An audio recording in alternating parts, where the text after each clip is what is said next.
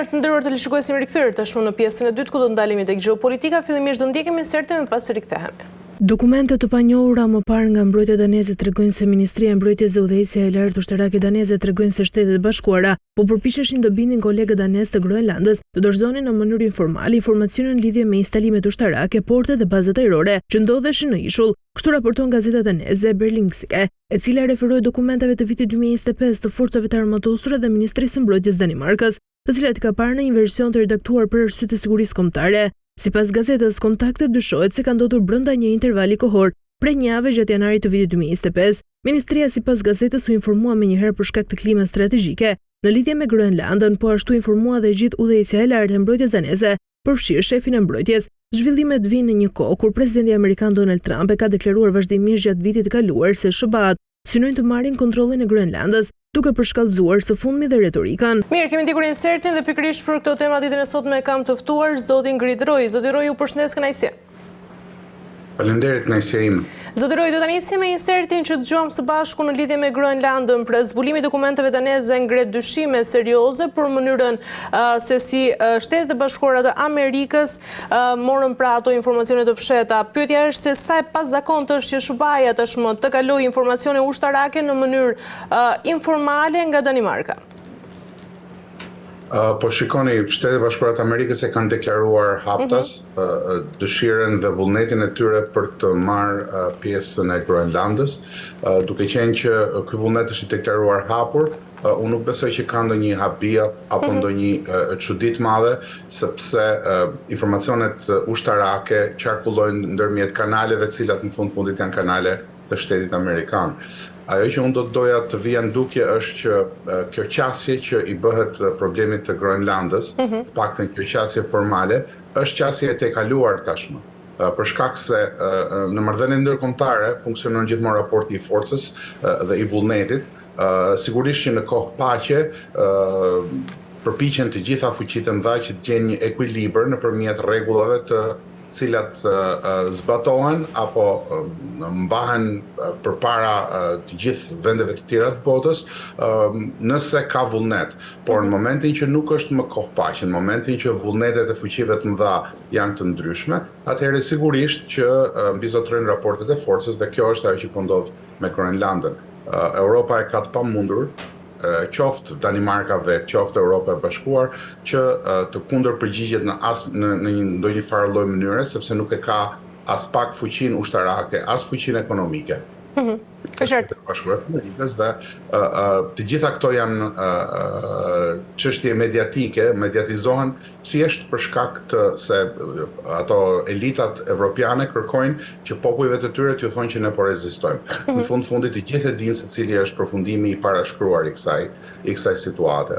Dhe e fundit, Groenlanda i duhet Shtetet Bashkuara të Amerikës për dy arsye themelore. Arsyeja e parë është arsye gjeostrategjike, janë kanalet e Gjukut që quhen, ku ecën sidomos tani që bëhet për herë më e lundrueshme me ngrohjen e klimës, funksionon që të gjitha marinat militare të botës duhet kalojnë andej për të qarkulluar, dhe së dyti sepse Shtetet Bashkuara të Amerikës kërkojnë që të ndajnë nga pikpamja tregtare Evropën nga Kina dhe nga Rusia, gjë që Evropa nuk kërkon ta bëjë sepse do t'i kushtonte shtrenjtë ekonomisë saj. Në fakt, sa vendimtare është Groenlanda në këtë pikë, zoti Roj, për balancat e fuqisë mes SBA-s, Rusisë dhe Kinës? Nuk është vendimtare në kuptimin e një përplasje imediate, por është vendimtare për sa i përket kontrollit të kanaleve, siç e thash më parë, dhe ky kontroll jep kundërpesh. Në marrëdhënie ndërkombëtare, siç e dinë specialistët, shpesh herë nuk ka nevojë që të kalojmë në luftë të drejtë për drejtë, ka kundërpesha, ka kontrolle të ndryshme të pjesëve të ndryshme të sistemit dhe të mekanizmit, dhe është një vend kyç pra. Groenlanda është një pikë kyçe për kontrollin e disa mekanizmave lundrues, qoftë ushtarak dhe qoftë dhe ekonomik. Si e tillë përbën një kundërpesh dhe ekonomike edhe ushtarake, të cilën Shtetet Bashkuara të Amerikës kanë vendosur që ta përdorin këtë herë, dhe unë nuk mendoj që do ndalë. Ndërkaq detyroi deklaratat e përsëritura të presidentit të SBA-s Donald Trump për marrjen e kontrollit të Groenlandës e bëjnë këtë rast edhe më të ndjeshëm politikisht. Mendoni se këto janë përpjekje ushtarake, të gjitha këto përpjekje ushtarake janë pjesë e një strategjie më të gjerë politike të Trump? Unë nuk mendoj që presidenti Trump po sillet thjesht politikisht. Sigurisht që çdo politikan sillet edhe politikisht, nuk mund të tejkalohet dot ky problem, sepse në politikën ndërkombëtare kjo është e njohur. Por, unë nuk mendoj që kjo është një sjellje thjesht politike, unë mendoj që kjo është një sjellje gjeostrategjike, shtetërore. Jemi, siç e thash më parë, në kushtet e një lufte të pashpallur, jemi në kushtet e një përplasje e cila sa vjen dhe po intensifikohet. Në Evropë ka luftë, në fakt. Azia i është shmangur për momentin, por të gjitha shenjat e një përplasje të fortë janë aty.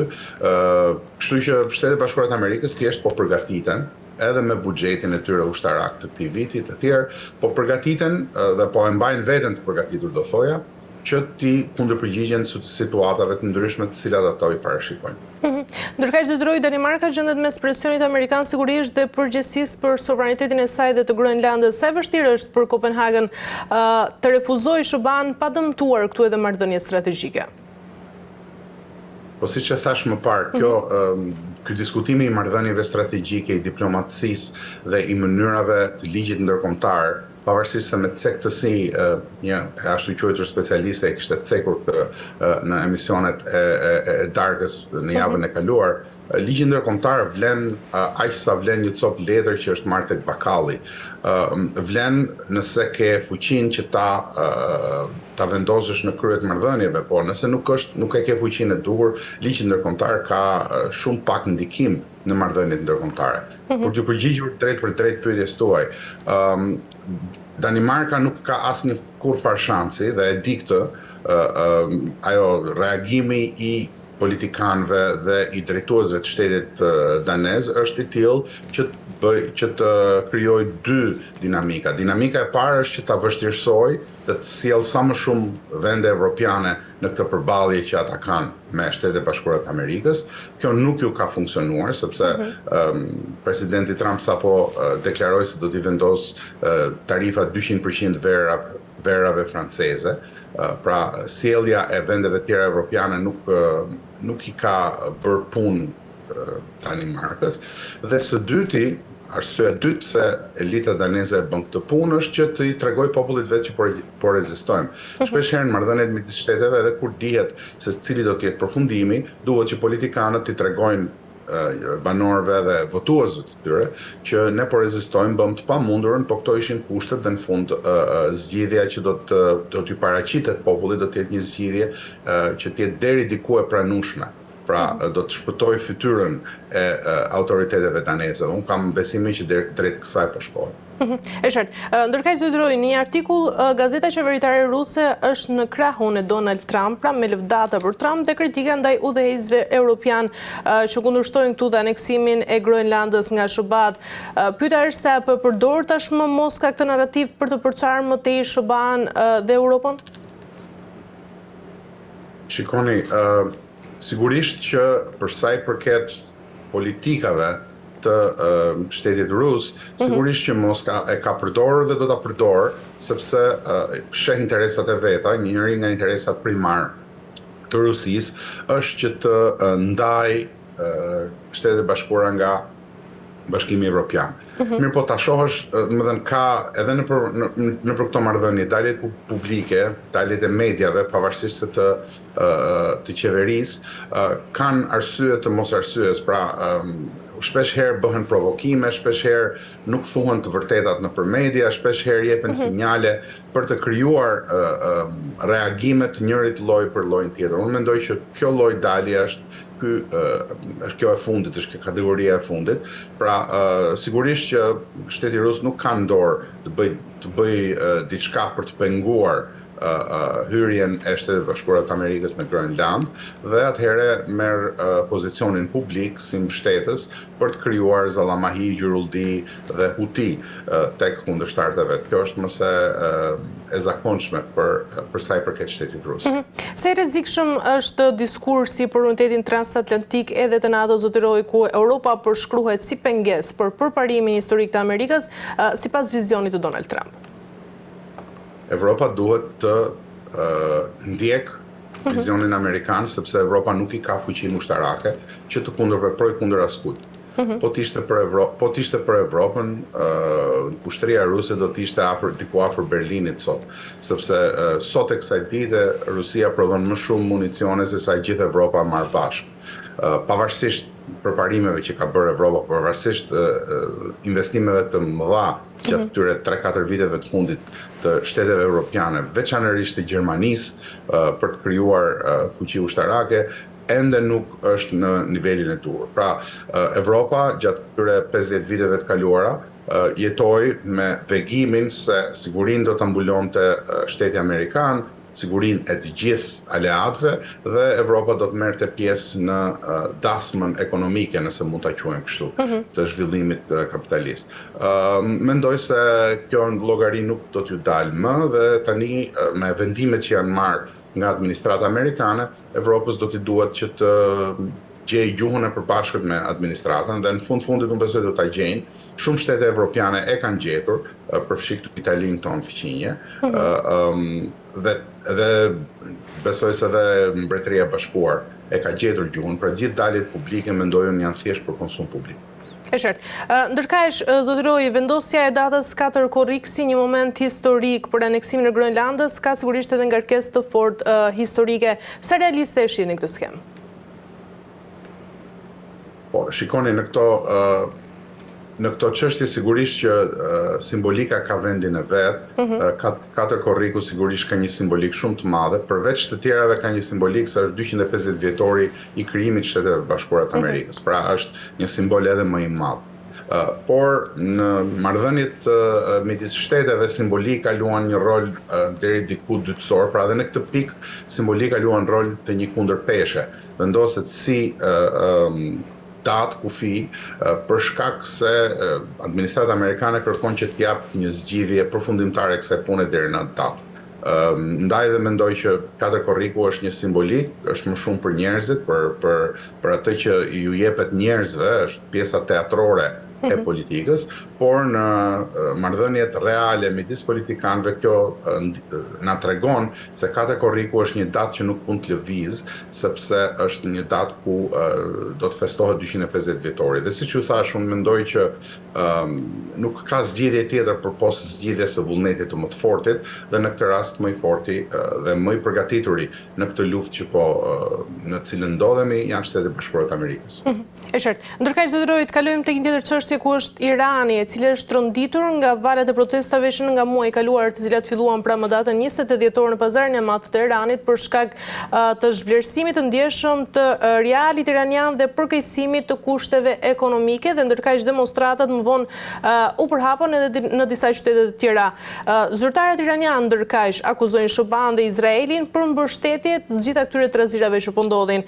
Sa reale janë këto akuza, zoti Roy? Si shihni dhe apo përdoren tashmë edhe për një justifikim ndoshta? Shikoni, unë do t'isha pak më i kujdesshëm tek cilësimi që pse ndodhen protestat, ka shumë variante të ndryshme se kush nxiti protesta, pse u nxitën, si linden.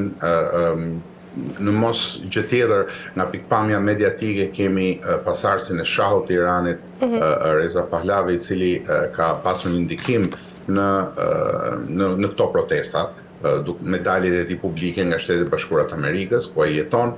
Pra, do ishte thjeshtëzuese nëse ne do ta shihnim thjesht si protesta gjenuine që dalin nga situata ekonomike. Por për t'ju përgjigjur pyetjes tuaj, unë mendoj që situata në Iran është sigurisht pjesë e të gjithë lojës ndërkombëtare që po ndodh përreth nesh. Irani është një pjesë kyçe e përballjes midis shteteve të ndryshme. Sigurisht që ka një aks shumë të fortë bashkëpunimi midis Iranit, Rusisë dhe Kinës, dhe Kina është një nga aktorët që në heshtje jep ndikim, domethënë ka ndikim në lindjen e mesme dhe po rrit ndikimin në lindjen e mesme, por dhe Irani është një shtet i madh, është një shtet në situatë gjeografike të favorshme për mbrojtje dhe është një nga shtetet që ka pasur vazhdimsi qeverisje prej shumë vitesh, kështu që është vështirë që të parashikohet një rënje e shtetit iranian. Nga ana tjetër, nga sa diskutohet në për ambiente të ndryshme, ajo që kërkohet është një marrëveshje me krahun e atyre që janë më të rinj në politikën iraniane për largimin e dorës së vjetër dhe ardhjen e një grupi të ri të njëjtës forcë politike, e cila të ketë marrëdhënie më të hapura ekonomike. Sigurisht që për sa i përket Iranit, aty për sa i përmblidhet e gjithë lindja e mesme, sepse kemi interesat të gjithë lojtarëve të lindjes mesme, përfshi këtu Arabinë Saudite, përfshi këtu të gjithë mbretëritë e Gjirit Persik, dhe loja bëhet shumë e koklavitur për sa i përket Iranit.